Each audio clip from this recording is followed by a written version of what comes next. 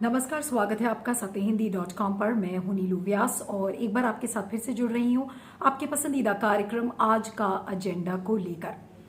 कल यानी कि रविवार को आरएसएस सरसंघ चालक मोहन भागवत ने हिंदू मुसलमान एकता पर एक स्पीच दी थी और ये फंक्शन था मुस्लिम राष्ट्रीय मंच का, जो कि आरएसएस की ही एक विंग है।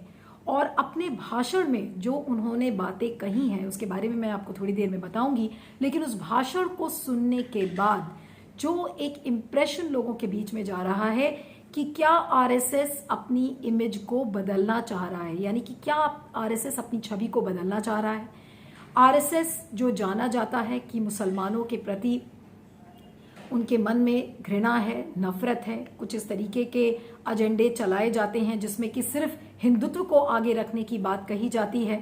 तो क्या आज उस आरएसएस की विचारधारा में कोई बदलाव आया है? लेकिन इस स्पीच को जब आप जमीनी हकीकत से कंपेयर करते हैं या फिर उसकी तुलना करते हैं तो लगता है कि चीजें वैसे ही हैं जैसे कि पहले थी। तो अगर चीजें वैसे ही हैं और अगर मोहन भागवत ने कुछ इस तरीके का भाषण दिया है तो फिर उसके बाद सवाल उठता है कि उस भाषण का महत्व क्या था, उसका उद्देश्य क्या था। क्या यूपी में चुनाव आ रहे हैं और कई राज्यों में क्या चुनाव है, तो क्या माइनॉरिटीज को का वोट साधने के लिए मोहन भागवत ने कहा है? तो ये सब बातों पर सवाल खड़े हो रहे हैं, लेकिन जो जमीनी हकीकत है वो अभी भी बिल्कुल भयानक है, चाहे कुछ भी बात मोहन भागवत कहीं भी कह ले। लेकिन आइए जानते हैं कि मोहन भागवत ने क्या कुछ कहा है। सबसे पहली बात और जो सबसे बड़ी बात मोहन भागवत ने कही है तो उन्होंने ये कहा है कि जो राजनीति है वो एक ऐसा हथियार है जो लोगों को बांटता है, जोड़ता नहीं है। ये बात उन्होंने कही है और उन्होंने मुसलमानों से विनती की है कि अगर उन मुसलमानों को ये लग रहा है कि उनके लिए इस्लाम भारत में खतरा बन गया है तो वो इस मायाजाल से दूर हो जाए, यानी कि वो इस इंप्रेशन में ना रहें कि इस्लाम भारत में खतरे में है। तो उन्होंने एक तरीके से मुस्लिम्स को जीतने की कोशिश की है और इसके अलावा उन्होंने हिंदू मुस्लिम एकता की भी बात की। और जरा सुनिए कि उसमें उन्होंने क्या कहा है। पहला पॉइंट कहा है कि अगर कोई हिंदू ये कहता है कि कोई भी मुसलमान को इस देश में नहीं रहना चाहिए तो फिर वो हिंदू नहीं है। ये पहला पॉइंट है। दूसरा पॉइंट जो उन्होंने बोला, उन्होंने कहा कि गाय एक होली एनिमल है और हमारे हिंदू धर्म के लिए एक माता मानी जाती है, लेकिन जो लोग लिंचिंग करते हैं, जो लोग मॉब लिंचिंग में विश्वास करते हैं, तो वो हिंदुत्व के खिलाफ हैं। और उन्होंने साथ में ये भी कहा कि देश का जो विकास है वो बिना हिंदू मुस्लिम एकता के पॉसिबल नहीं है और हिंदू और मुसलमान एक ही समाज का हिस्सा हैं, उन्हें अलग अलग नजरिए से ना देखा जाए।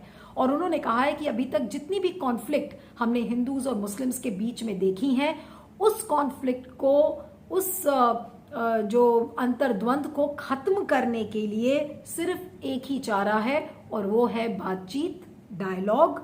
और इन सारी बातों को मोहन भागवत ने कहा है कि ये करना जरूरी है। और साथ में उन्होंने ये भी कहा कि हम उस समाज में नहीं रहते जहां पर हिंदू मुसलमान से कहता है कि नहीं हम ज्यादा बड़े हैं और मुसलमान हमसे छोटे हैं या हिंदूज मुस्लिम्स को डोमिनेट कर रहे हैं।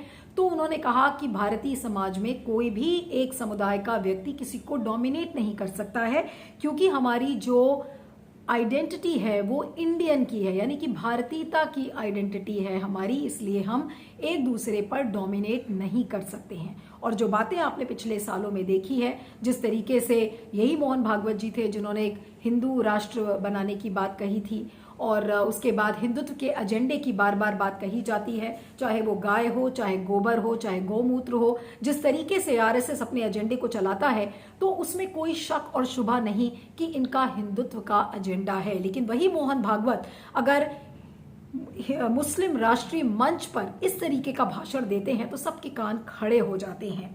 और साथ में उन्होंने संविधान का भी पाठ पढ़ाया। उन्होंने कहा कि संविधान हमारा एक ऐसा दस्तावेज है जो कि ये बताता है कि हमारे देश में जो माइनॉरिटीज हैं वो खतरे में नहीं है, माइनॉरिटीज डरे हुए नहीं हैं।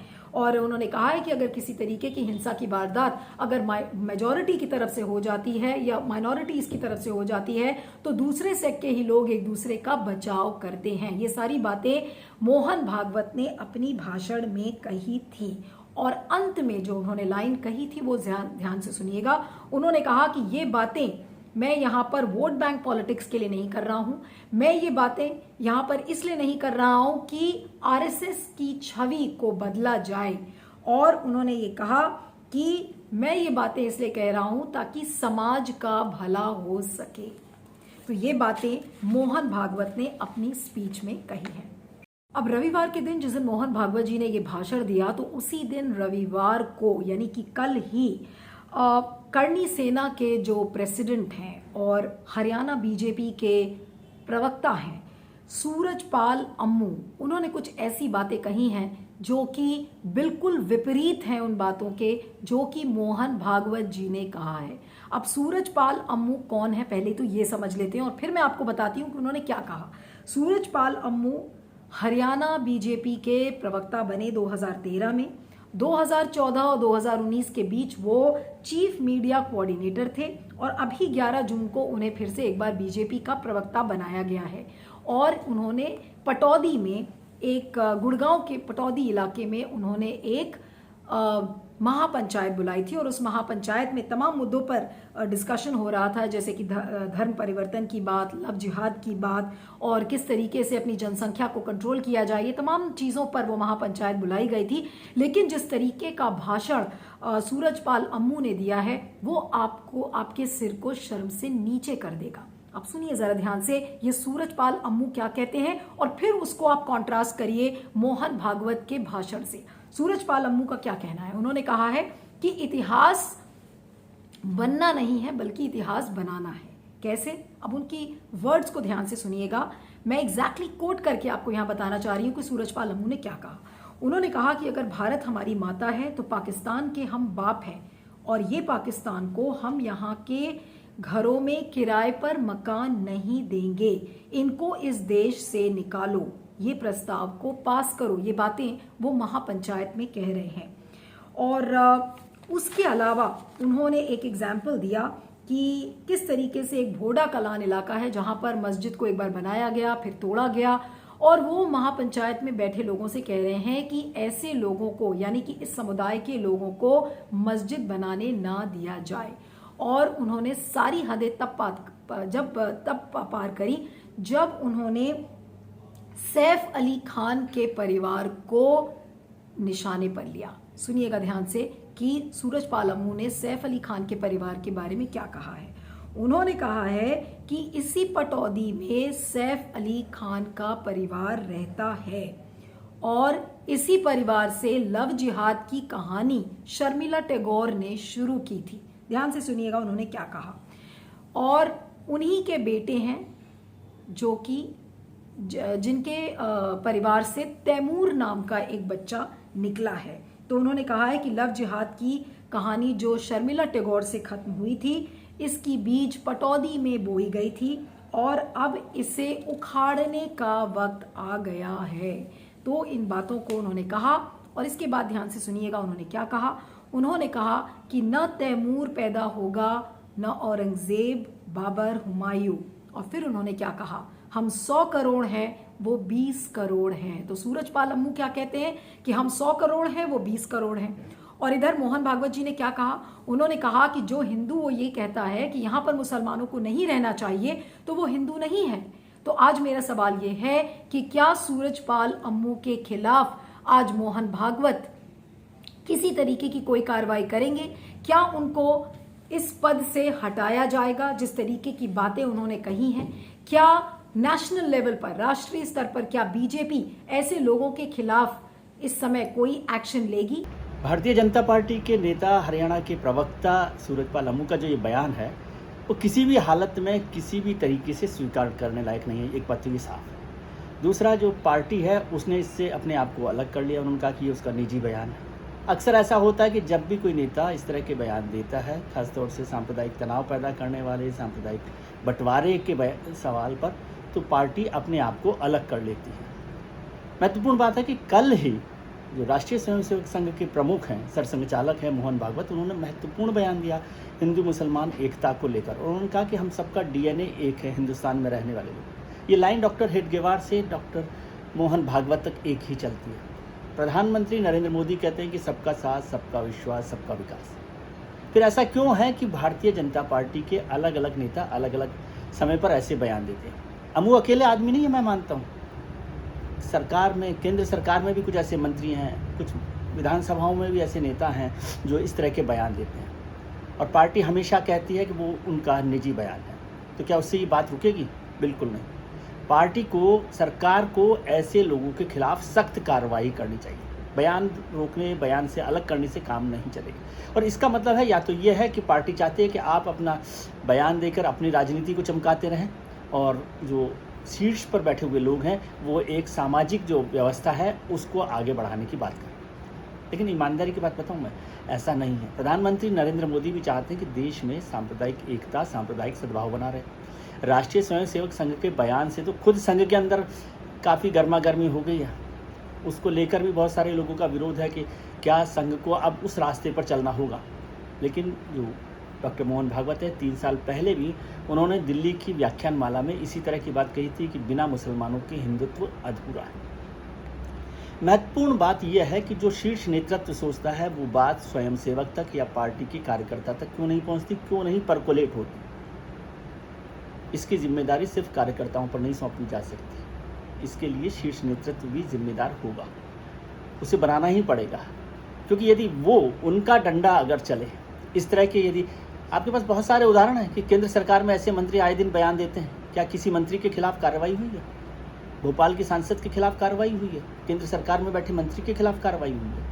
अगर ऐसा नहीं है तो फिर कोई मायने नहीं है। यानी कि कहने का मतलब ये है कि जिस तरीके की बातें आरएसएस सरसंघचालक मोहन भागवत जी कर रहे हैं, तो उन्होंने एक शोकेस ऑडियंस के लिए, क्योंकि उन्हें पता था कि उनके लिए एक शोकेस ऑडियंस है, वहां पर उनको कुछ हिंदू मुस्लिम में एकता की बातें अगर वो करेंगे तो राष्ट्रीय मुस्लिम मंच पर ये बातें लोगों को अच्छी लगेगी, सुनने के लिए उन्होंने ये बातें कह दी। लेकिन जमीनी हकीकत क्या है? जमीनी हकीकत ये है कि आज भी जो बीजेपी से जुड़ी हुई जो संस्थाएं हैं, बीजेपी के लोग इसी तरीके की नफरत भरी बातें मुसलमानों के खिलाफ करते हैं। क्यों? क्योंकि उन्हें पता है कि उनकी राजनीति इसी तरीके के भाषणों से चमकती है।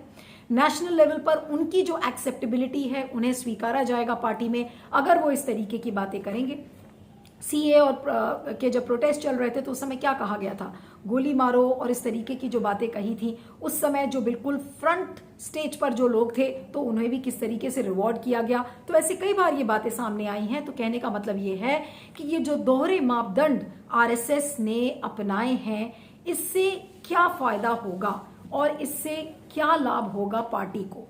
लेकिन कुछ और सवाल भी इससे खड़े होते हैं। आरएसएस का दोगलापन तो समझ में आता है कि कहने के लिए कुछ और बातें हैं, करने के लिए कुछ और है, क्योंकि उनका असली एजेंडा यही है कि नफरत फैलाओ और हिंदू और मुसलमान में समाज को बांटो और इसी तरीके से वोट बटोरो। अब रही बात कि मुस्लिम हिंदू एकता की बात मोहन भागवत क्यों कर रहे हैं, तो सारे लोग ये बोल रहे हैं कि यूपी का चुनाव है, तो कैसे अगर आप सबका साथ, सबका विकास का अगर आप नारा लगाते हैं, तो आपको अगर उस तरीके की बातें करनी है तो आपको थोड़ी थोड़ी बातें ऐसी भी करनी होगी। यानी कि डबल पैरेलल नैरेटिव एक चल रहा है कि एक नैरेटिव ये है कि कैमरे के सामने अच्छा बोलो, लेकिन पीठ पीछे जो जमीन पर आप कुछ और करो। एक और जो बात समझ में आ रही है कि क्या आरएसएस अपने अस्तित्व को बदलना चाह रहा है, और अगर क्या अस्तित्व बदलेगा तो क्या वो आरएसएस होगा जो ओरिजिनली बना था। तो आरएसएस की क्या विचारधारा में बदलाव आ रहा है? आरएसएस जो ये एक अपना नया सेक्युलरिज्म का कार्ड खेल रहा है, सॉफ्ट सेक्युलरिज्म आप इसे कह लीजिए, तो उसके कितने लोग हैं जो इसे स्वीकारेंगे? क्योंकि जो आरएसएस के अपने लोग हैं वो आज वही लोग हैं जो कि बहुत कट्टरपंथी सोच के हैं और हिंदुत्व की लाइंस पर सोचते हैं, जिनके लिए अभी भी गाय, गोबर और गौमूत्र से बड़ी कोई और चीज नहीं है, और धर्म के नाम पर ही पूरी राजनीति होती है। तो आज क्या उस आरएसएस में कंप्लीटली बदलाव हो गया है, या फिर मोहन भागवत एक अलग लाइन पर चल चुके हैं इंडिविजुअली? तो ये सारे सवाल यहाँ पर लोगों को एड्रेस करने के लिए हैं। और सबसे बड़ा सवाल यह है कि आरएसएस अगर कहता कुछ और है और करता कुछ है, लेकिन बड़ा सवाल यह है कि सूरजपाल अम्मू के खिलाफ क्या पार्टी, क्या आरएसएस, क्योंकि मोहन भागवत ने ये सारी बातें कही हैं कल ही, और कल ही के दिन उन्हीं के पार्टी के बीजेपी के स्पोक्स पर्सन ने इस तरीके की घृणात्मक बातें की हैं, तो क्या उनके खिलाफ एक्शन लिया जाएगा या नहीं लिया जाएगा, ये एक बड़ा सवाल है। इस वीडियो के बारे में आपका क्या कहना है जरूर बताइएगा, और इस वीडियो के डिस्क्रिप्शन बॉक्स में जाएं, उसमें एक लिंक है, उस लिंक को क्लिक करें, सत्य हिंदी को भुगतान करें, सत्य हिंदी की सदस्यता लें। इससे आपको निष्पक्ष खबरें मिलेंगी और हमें आपका समर्थन मिलेगा। मेरा ट्विटर हैंडल है @नीलू317 और दूसरा ट्विटर हैंडल है @नीलू_on_the_move। तो देखते रहिएगा आज का एजेंडा और बने रहिएगा सत्य हिंदी पर। Thank you so much.